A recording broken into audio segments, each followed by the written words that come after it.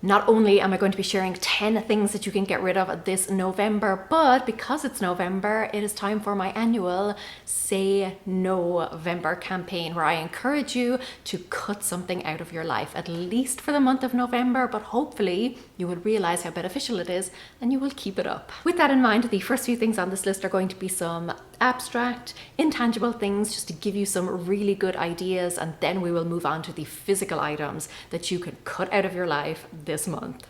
Let's go. Hi guys, it's Laura and I help you live a simpler, happier, more spacious life. And if you're looking for practical ways to do that, make sure you're subscribed. Each month, for example, I share a list of 10 things that you can declutter to help you take the guesswork out of what to get rid of. First up this month then is traditions. Also, sorry if you can hear my fridge buzzing away in the background there. It appears to be calling the mothership or something. But it is coming up to that time of year when traditions take over. You probably do the same activities every year, eat the same foods, maybe invite the same people over for dinner. But have you ever stopped to think about how much you're actually enjoying those traditions? Maybe there's something that you just did as a child. Maybe they were passed on to you. Maybe you kind of did them once or twice and now they've become expected of you. Make a little mental inventory of the things that you typically do coming up to this holiday season and figure out which are the ones that you're actually looking forward to and which are the ones that you're doing out of a sense of obligation. You get to decide what is and what isn't, including what is no longer a tradition in your household. Next on the list is something that I have been putting a lot of time and energy and resources into the past year or so, and that is saying no to ignoring warning signs, red flags. For me specifically, it's when it comes to my health. For you, it might be your relationships, your work, anything where the universe is trying to give you a little nudge or a little heads up that something might not quite be right. Kind of like with traditions, sometimes things become so ingrained in us that we don't notice that they're not actually normal anymore. And I know none of us can really tell what normal is, but you have to become really conscious about what feels good, what feels right, and what just doesn't. So if you've been feeling for a while that something isn't quite right, investigate it, dig a little deeper. We're not ignoring those anymore. We're not hoping or assuming that they will pass quickly. We're not accepting them as normal or just the way things are or what you have to put up with. No, we're getting to the root of the problem and we are finding solutions. Next up is debt, or allowing yourself to go into debt. This is a time of year where we're all probably shopping a lot more, and sometimes we may spend a lot more than we actually have. And if you're anything like me, there's always at least one person that you forget to buy for until the very last minute, and then it becomes a scramble to find something, and sometimes you end up paying more than you would have liked just because you don't have the time to search for something. Maybe you're still paying off debts from last year. Now is a great time to cut out either all of your debt or at least as much of it as you can. It's also a really good time to sit down now and start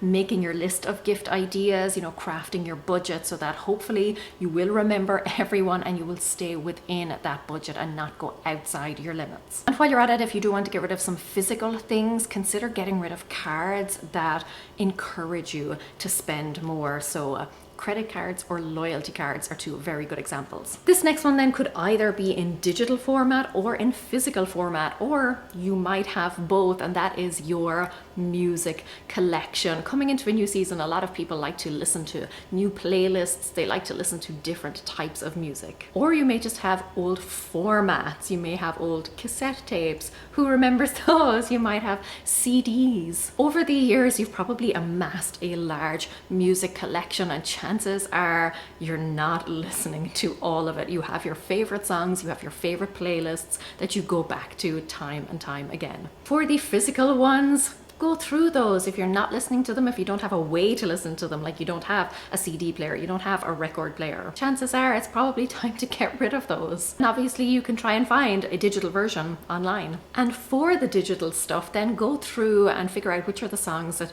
you're just not listening to, which are the ones that you're always skipping. Now, because this time of year can involve a lot of hosting or at least larger dinners, it's a great time to focus on and to declutter all of your tableware stuff. I'm talking placemats, napkins, centerpieces, napkin rings, all those types of things. Anything you would use to decorate your table for a nice dinner. It's so easy to buy something that is just for one particular holiday, like you only roll it out once a year and then the rest of the year it sits there taking up a lot of space. But also you may have just had a lot of this stuff for many years now and it is definitely past its prime. Plus we all know that the specifically seasonal stuff is generally very poor quality. This is also the time of year when we tend to get an influx of extra boxes and packaging. Now I know how easy it is to, receive something, take it out of the box and just leave the box there. Before you know it,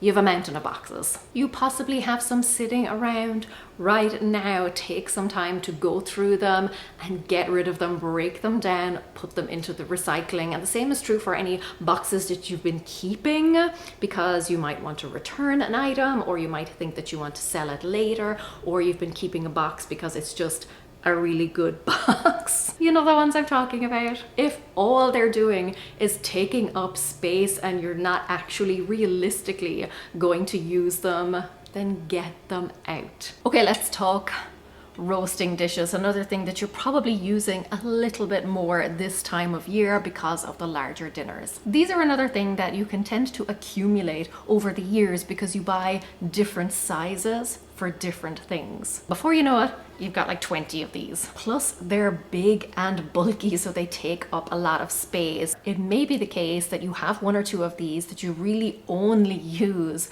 once or twice a year, like the large one that you use for the Thanksgiving turkey. If that is the case and it's taking up a lot of space in your kitchen, consider moving it somewhere else, somewhere out of the way, maybe with your Thanksgiving decorations or your Christmas decorations. That way you will always know where it is and it will always be easily accessible to you when you need it because you'll be going to get that stuff out anyway. I have two that I keep in here and the rest are on a high shelf. Although now that I'm recording this video, I'm thinking I might move these two also. These are my husband's. I don't think I have ever used these, but I can't remember the last time he used them. So might be able to save myself some space in here, which is great because I've got food storage stuff also in here and it's just getting a little bit cramped. So yeah, there's a solution for me. Out you come. Now ideally I'd like to be outdoors for these next two, but there's construction going on down the road, so it's just constant noise. So we'll settle for here, which is right by the back door, because the next thing on our list is your entrance ways. Either outside, get rid of all of the leaves, the cobwebs, unless they're actual Halloween decorations, or the inside. So I'm talking, the place where you dump your coats, your shoes, your bags, etc. You don't want to be tripping over things. Your home should feel welcoming and cozy and calm. And if you are having guests over, you don't want them to be tripping over things. You want them to have space to hang up their coats and take off their shoes, and you want their first impression of your home to be a nice one. You could focus on all of the entry points in your house or just the main one. But if it doesn't belong there or you don't want it there, declutter it. Sticking with the outdoor theme then, let's focus on outdoor furniture and or toys. Anything that has been left outside for any sort of prolonged period is going to get dirty and dusty and grimy and probably soaked at some point. It could be growing mold or mildew. It could be a nice little home for insects or rodents. Things that are kept outside or spend a lot of time outside can get really grubby and really grotty really quickly. So have a quick look at all of that stuff. If it's still in good condition, great. You could consider trying to weatherproof it in some way or get a cover for it if it is furniture or something that generally tends to live outside. Or maybe it's something that you just want to consider bringing inside. Maybe over the winter you want to stash it in your garage or somewhere like that. But chairs, tables, toys, any sort of outdoor decorative item, if you don't want it, declutter it before nature comes to permanently claim it. And then waterproof gear, coats, jackets, umbrellas, boots. Now is the time to make sure that it's in good condition and you can actually use it, that is actually going to keep you warm and dry. Plus, if you've got kids like me, you want to make sure that their boots will still fit them. The first deluge is not the time to be figuring out that the stuff doesn't fit anymore. If it's not doing the job it's supposed to be doing, you don't need it in your home or your life. As an Irish person though, I will always need multiple umbrellas spread throughout multiple different locations in the home and in the car. It's just a way of life. Now, if you are going to be hosting people and you are getting guest rooms ready, you might be wrestling with the terror that is a fitted sheet. Well, fear not, because I have 3 different ways that you can fold a fitted sheet. The first one, people were absolutely like mind blown when I shared it. It is less than 3 minutes long, and then you and your linen closet will thank me. Go raibh, míle maith agaibh, agus feicim mé sibh go luath. Slán!